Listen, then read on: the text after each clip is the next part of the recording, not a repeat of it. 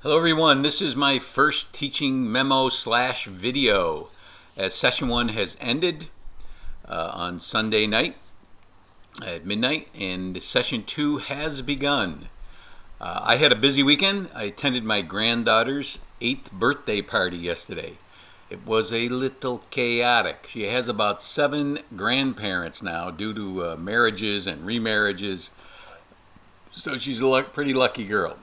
My brother is visiting from Arizona. He was diagnosed with lung cancer just 3 or 4 weeks ago. So I'm very happy that he decided to come visit and spend a little time with me. So I've been a little lax on my discussion board posts. I'm usually much more active.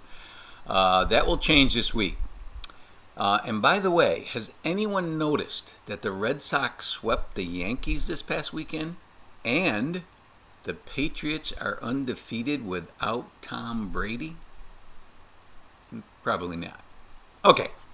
I like to start off my weekly teaching memos or my session memos with a little housekeeping. By this time, you should have completed 4 assignments. And I have 5 things here, but 4 assignments. The academic integrity statement, which is located in syllabus start here. The terse self-test, which is just a pretest. It's just a survey of your prior knowledge. It does not count for anything. We'll take it again at the end and then compare your scores to see. A 50 would be very assessment illiterate, very assessment literate according to Popham. This is a survey created by Popham, and we are using his textbook. And you'll compare what you had now with what you'll take at the end. The closer to 50, the more Popham would consider you assessment literate. For me, jury's still out on that. There's also an optional discussion board, which most of you have taken part in. That's kind of fun. And I'm also modeling what you should do in the first days of your classrooms is to have an icebreaker where kids get to know you and get to know each other. Again, I remind you to please add a picture, share a picture, and add your personal picture, a headshot to your avatar, which I explain how to do in my welcome memo post. Hopefully, most of you have read that. Also, those of you who haven't introduced yourselves, please do it. Makes the course much more personable, and it also builds community. Lastly, I'm still waiting to hear from several of you in response to my welcome memo. Please, please, please don't try to take any shortcuts in this course. You're going to see all kinds of videos, and you're going to say, I don't want to watch that. You know, you're going to click on it and say, oh, it's 14 minutes long. I'm not going to watch that. Please don't do that.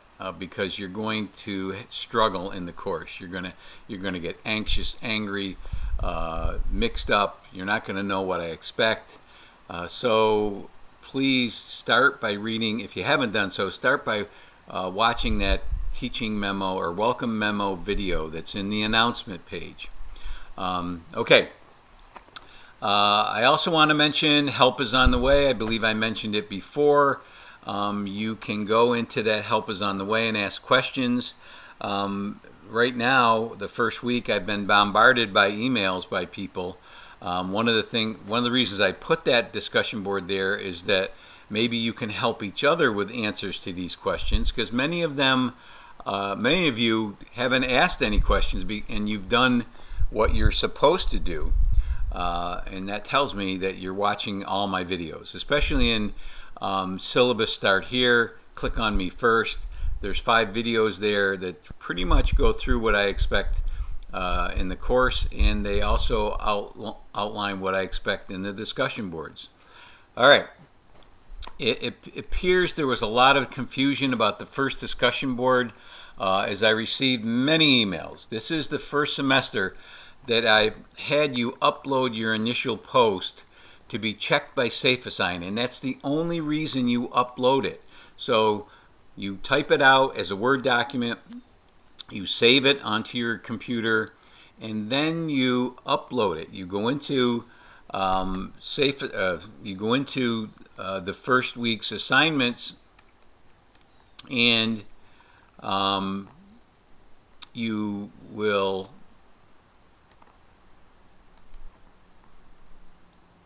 you go into the first week assignments and you just click on it and upload it as a Word. You go and upload it as a Word document. Most of you have done that. Some of you are confused. You don't know if you're because you have to upload it and put it in your discussion board. Once you put it in your you upload it, you cut and paste it into you can see most of you have done it. This is one session. You just cut it and paste it. So how do you cut and paste? I think I explained that before, but what you will do is go into your group post group. So say this is group 1, hit reply, put a subject here. Just don't put group 1. Just put something that will attract us to your post, and then cut and post. That's what so you can see I did Control V. Some of you didn't know how. I don't think it works when you right click and do paste. Maybe it does. Yes, it does. Yes, it does. So you can also right click too, but Control V is how you do it. It looks like most of you have done it. Remember, in your initial post, you have to use APA format. This is Catherine, who is in one of my sessions. Remember, you only have to cite. Catherine has not used proper APA. You need to, if you're going to use a page number here, you need to do POPM, and I think it's 2004. So that's how you would cite this, and then you can use a page number. Every paragraph you had here, she does white page. It should be white, and I'm not sure what the date is. I'll go down here and check. 2009. So she should have white 2009 page 6 here. So make sure you use appropriate APA format here. Again, looks like Taylor is using Catherine's method, but that's not the correct way to cite, to use APA format. So make sure, if you don't know how to do it, this is how you do it. This is Sarah. You do POPM 2004. You don't put the title of the text, as POPM said in Are You Assessment Illiterate? No, you just put POPM 2004. If we want to know the title of the text, we'll go down to your reference list. So you only have to use a reference list in your initial post unless you cite something new and different. And I'm trying to look to see if anybody has done that here. Cited something new and different. I don't see it. But if you cite a new post, like you can see here, I'll talk about this in a second. All right, so remember, you have to use APA format, and you have to upload it in the assignment page. Okay. Several of you panicked when you submitted your baseline survey and saw a formal due date that I had placed there, which was last week, September 11th. That's strictly informal, and most of my due dates are informal. They're suggested. The only thing, I do not deduct points for late assignments, and we will talk about that later towards the end of the course, how that is an assessment practice or a grading practice that distorts achievement. So I don't deduct points for late assignments, so you don't have to email me and apologize. Just do it when you can. I will see it when you upload it in the grade section where I grade your posts and where I grade your assignments. The only thing that I do is I close the discussion boards on the Monday morning after they are due. So this next discussion board is due a week from Sunday on the 25th, I believe. I will close it a week from today. When I get up, I log on to my computer, I will close the discussion board. So I usually get to work about 8 o'clock in the morning. So if you're if you're a night owl and you're posting at 1 in the morning on Monday morning, that you'll still be able to post. I don't recommend that, and the reason I have as part of my rubric, and I'm going to go in and show you that rubric, because there's a couple things I want to talk about in that rubric. If I can find it. I thought I had it up here. I'll go into assignments, coursework by week. Leave this page. I will go into coursework by week, assignments, and I have the discussion board rubric under assignments. And two things I want to talk about: timeliness. If you you have to post this distinguished column here is an A. This advanced column is an A+. So if you're only looking for an A, that's fine. You have to post within the first 7 days of this discussion board. So that's the first week. All discussion boards are open for 2 weeks. So if you just post within the first week, your initial post, you'll get a 4 here, or a 4.75. You'll get distinguished. To get an advance, you have to post within the first 3 days. Now, many of you emailed me and said, Dr. Tom, nobody's posted in my session. And that's okay. You make your initial post, then you can go into another group and respond to those. You don't have to do your responses in your assigned group. You do have to make your initial post there. So what I'm encouraging you to do is to jump around and to go into different groups and to interact. Especially look for my posts. And you'll see many more of them in the coming week. You also have to, this is the part where many people lose credit. Reference the readings or the presentation in at least 4 of your responses. Now, why do I do this? I do this because the discussion board is meant to be a place where you can enhance your learning and enhance your understanding of the readings. Now you'll see, I'm going to show you all these response posts where no one is, here's Jennifer, she's cited Popham, and that's all you have to do is to cite him, Popham 2004. She did page 82, that's fine, but all you have to do is cite the text, and of course the comment you're referring to has to be about that text, and I'll be able to tell whether it is or not. This discourages you to just make this whole discussion board into one large BS post. And if I don't force you to cite the text or to connect to the text, as well as connect to your own teaching and learning experience, which you have to do both, you will do that. You will make comments that have no grounding in fact. You will share opinions that aren't supported with evidence. You will start complaining about your own education or your own experience rather than talking about and focusing on the topic that the unit is about, and the focusing on the learning targets that are at the beginning of every folder where it says coursework by week. There is a folder that says these are your learning targets. So that is what I want you to focus on. So be warned. This first discussion board isn't worth as much as the rest will be, and I do that for a reason, because most of you will get feedback from me, just like I'm giving you now. But you still have time to edit your posts. You can always edit your posts. You can also delete your posts. If you make a mistake on your initial post, and you say, oh, Dr. Tom, will you delete my post? You can delete your post. You can go into the discussion board and you can delete your post. I don't know if you've seen that, but when you click on a reply, I'm going into, this is Shannon, and you can see that there is edit and there is delete. Now, if you have responses, like Shannon has a lot of responses to her initial post, you can't delete it. You can edit it, though. You can always edit your post. So that is another thing that you need to know about. Also, make sure you use proper APA.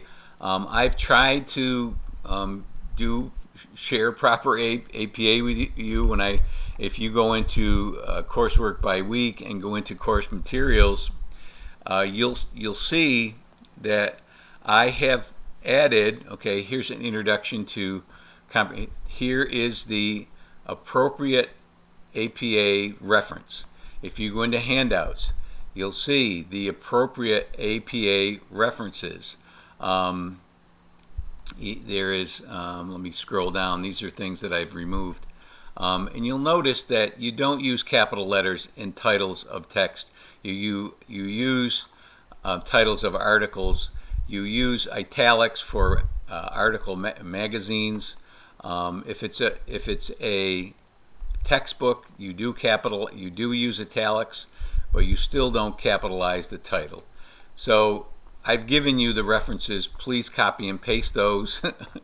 And some of you aren't doing that. You're capitalizing your titles, and you shouldn't be. So make sure you know APA format. If you don't, go to the Purdue Owls website.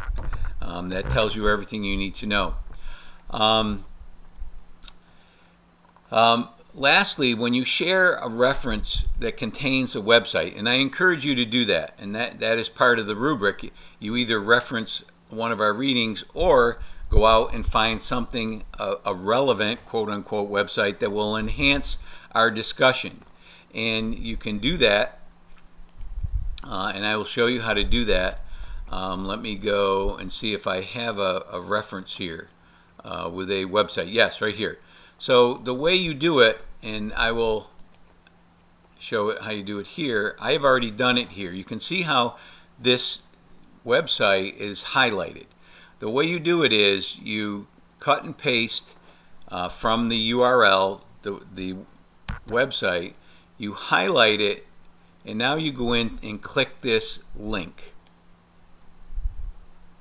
And then you will cut and paste your URL into this text, into this link path.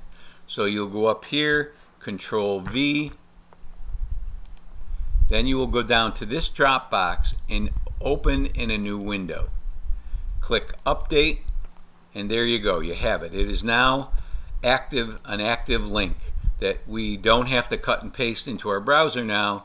We can just go into it and click on it, and it will take us right to that link. So that's a little heads up how to make a link active. I want to talk about session 2 now. You're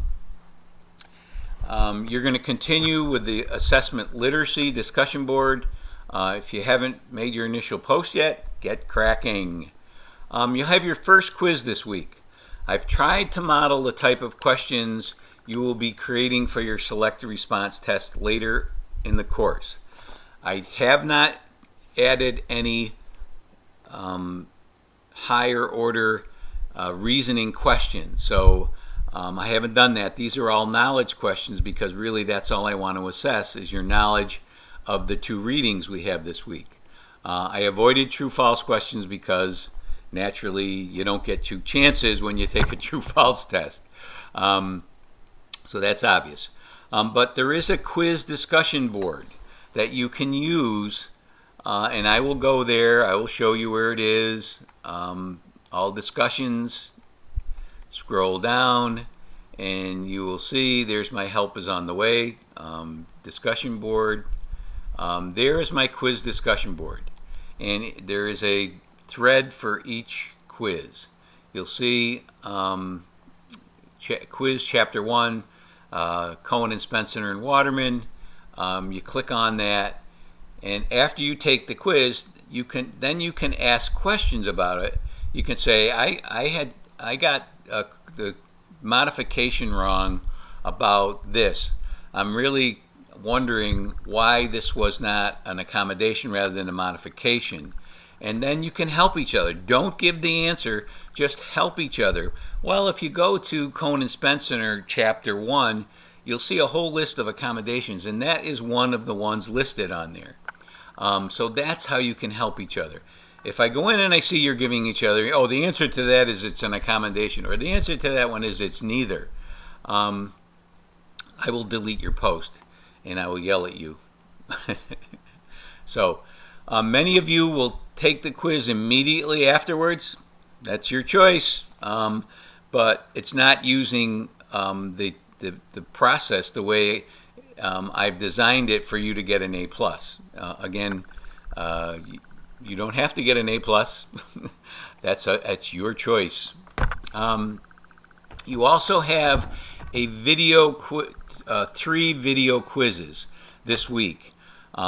If you go into my coursework by week, my assignments, I also have a link to it. It's in my presentation, but if you go into video quiz, you'll see it'll link you to Special Ed Assessment Part 1, Part 2, and Part 3. Those are like 5 to 8 minute videos that have 5 questions in each. Warning, warning, danger, danger, Will Robinson. You have to take it all in one setting. You can't go somewhere else in the middle of it and have your computer either go to sleep or shut down. You will not be able to finish the quiz. You have to take it all at once. And if you don't, if you mess up, and somehow people do it every semester, people mess up. And what I've done is in the teaching memo, I've given you links to the video itself. So you can take the quiz, send me the answers in the email, send me the questions and the answers in the email if you end up messing up. So I've given you 2 ways to do it. Hopefully you'll all do it the right way first, so you won't have to be sending me a million emails. So that's it for this week. I'll be back with another teaching memo, and hopefully it'll be shorter than this one next Monday.